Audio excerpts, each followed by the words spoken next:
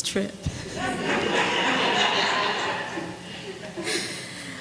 I'm about to read in your presence our sacred reading for today, the title of which is The Secret of Changing Your Reality. It was submitted by our licensed practitioner, Layla, and it was written by Deepak Chopra. A mystique surrounds people who accomplish great things as if they are favored by fate, God, or nature to change the course of events. In the past, there was a special niche, the man of destiny, for the tiny elite of heroes or monsters who altered the lives of millions.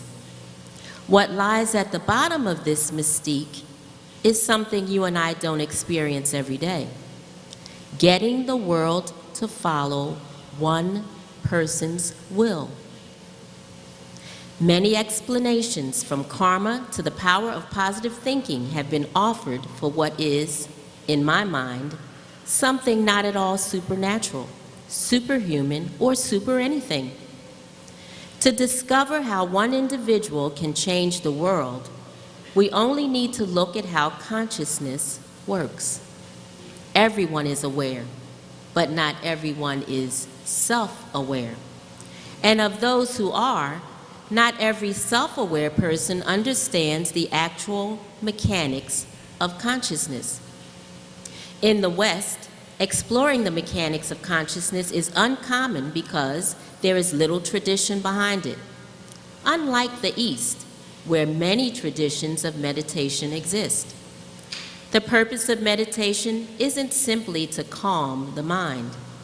There is a deeper intention to join the world in here with the world out there. The assumption that these two domains are separate leads to all kinds of superstitious and false assumptions about why intentions come true for some people, but not others. Does God love them anymore? Are they marked out by destiny? If you acknowledge the possibility that consciousness links the inner and outer world, there's no need to speculate along these lines.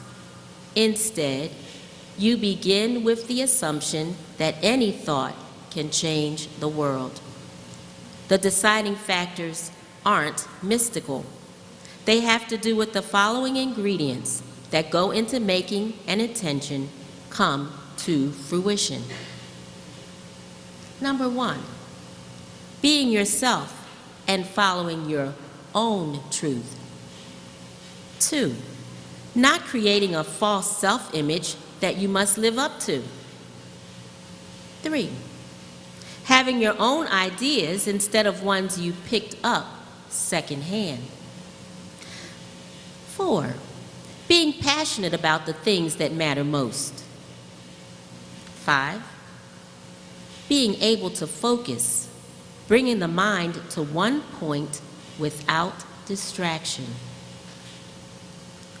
Being centered, having the experience of going deep into the mind.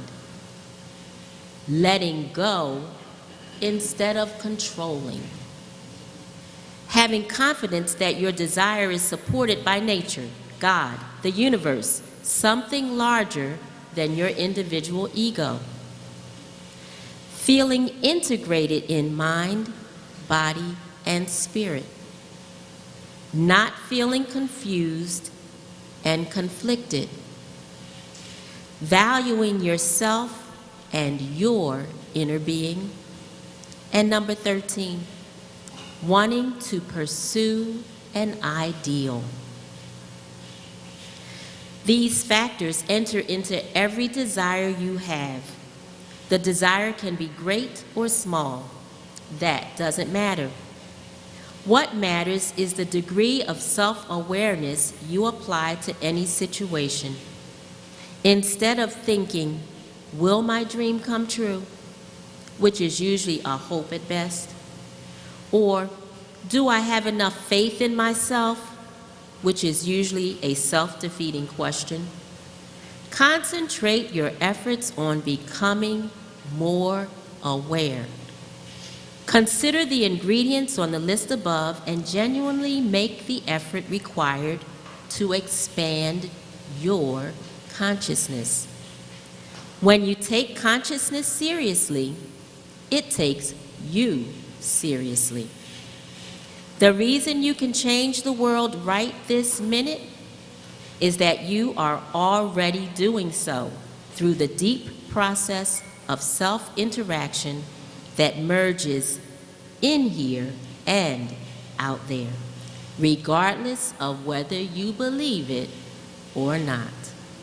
And so it is.